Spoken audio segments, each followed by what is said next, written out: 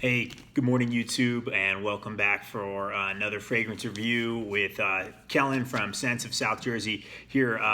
Today I wanted to continue the aromatic fougere category fragrance, and I'm going to do a review on a classic cologne that I really enjoy. It's definitely one that I would say opened the fragrance door for me, mainly because it was one that my dad wore a lot when I was much younger, and I kind of remember and have memories of my dad when he was younger. When I smell this cologne, I always think scent evokes a lot of memories and can put you back to a particular place.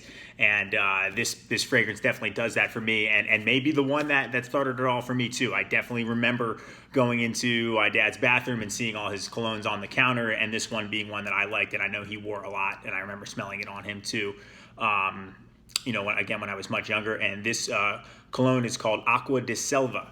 So we'll take a look at the presentation here. I'll tell you a little bit about it. I have a couple different versions of the bottle, but we'll look at the box first. I've had this one now for a while.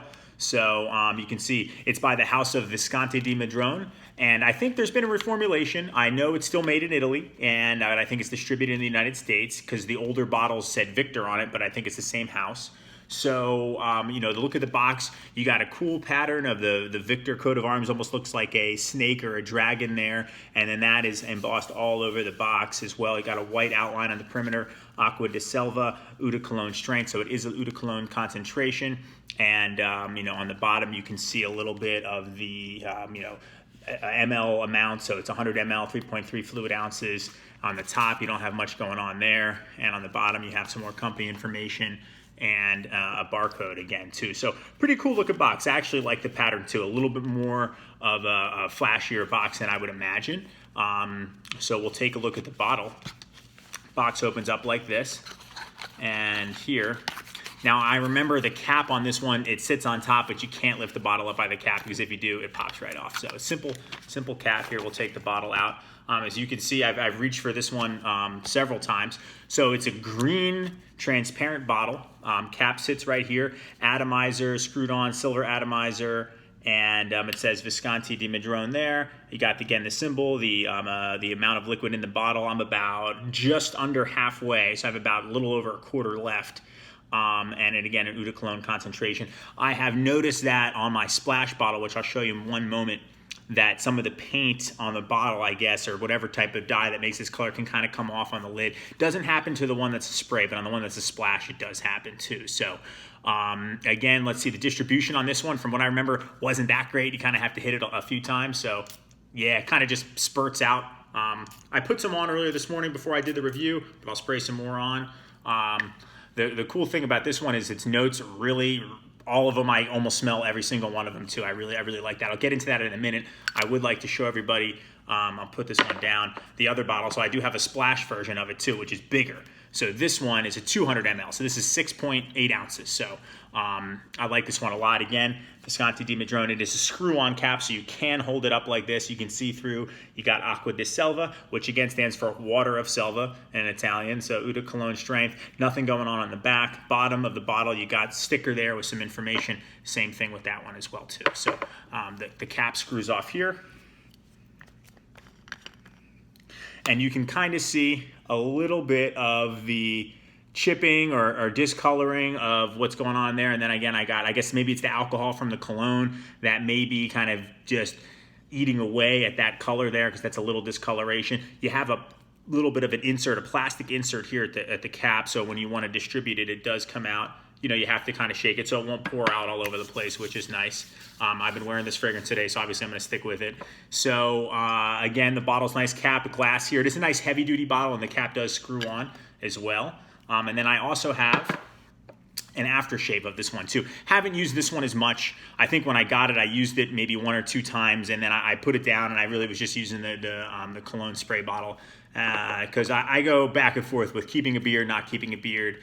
So it does have an aftershave as well. Again, I always like to have every, I guess, compilation of the scent when it comes to a particular fragrance too. There is a body spray out there as well, and I'm sure there's an aftershave balm. I've looked, and some of the sellers online kind of looked a little bit shady. I'm not sure if I was going to purchase from them or not for those particular items that may or may not be kind of harder to find. So again, aftershave, pretty much same look here. It just says aftershave lotion. And again, the brand on there does not say Acqua Di Selva on the bottle, but you know it's the same one. The cap does screw off here, and sometimes it even is harder to come off. So you have to make sure. And again, same type of thing. So you can smell that too. It has a good strong scent. The aftershave is fresh. I remember when I used this one, it lasted a lot longer on me.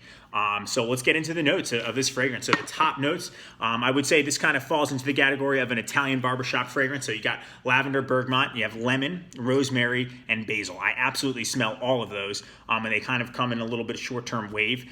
Middle notes are thyme. You have pine tree, sage, and geranium as well. So the base, apparently there's cedar, musk, and vetiver in there. I smell a little bit of the vetiver, musk not so much. You know, this is the type of fragrance that I think performance-wise, you're going to get four plus hours out of it. It's not great on performance. Again, I think it's since it falls into the fougere barbershop category, it's meant to be splashed on you after you get a hot shave or you get your hair cut, and it's just supposed to, again, freshen up and smell nice, often compared to Pinot Silvestre. That one I haven't really got my nose on. I've always had this one, and since people said they're very similar, since I had quite a bit of this one, I just decided not to go ahead and purchase Pinot. I stayed with Acqua Di Selva. I would say that, again, this one projects for the first, maybe hour and a half, and then maybe if someone's within an half arm length distance to you, they can probably smell it. Then it's going to sit closer to the skin. If someone were to come in and hug you, they would definitely smell it too. It's definitely a great fragrance. I think it's classic. Some people may say dated. I don't like to do that. I think if it smells good and you like it, you should just wear it.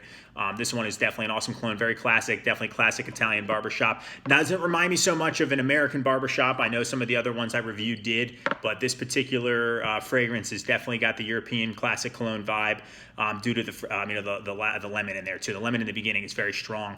I really like it. I love the smell. It's classic. It reminds me of my family, and it's something that I would like to always have in my fragrance collection, whether I wear it. I would say time of the year, definitely spring and summertime, because it's pretty fresh. If you'd want to wear it in the winter, I don't know if it'd perform as well, but I think it would last a little bit longer in the warmer months.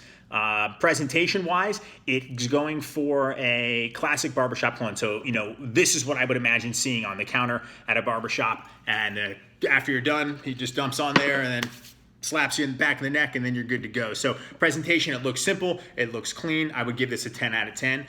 Smell, I love the smell. I wish it lasted a little longer, so the smell is going to be up there, probably a 9 out of 10.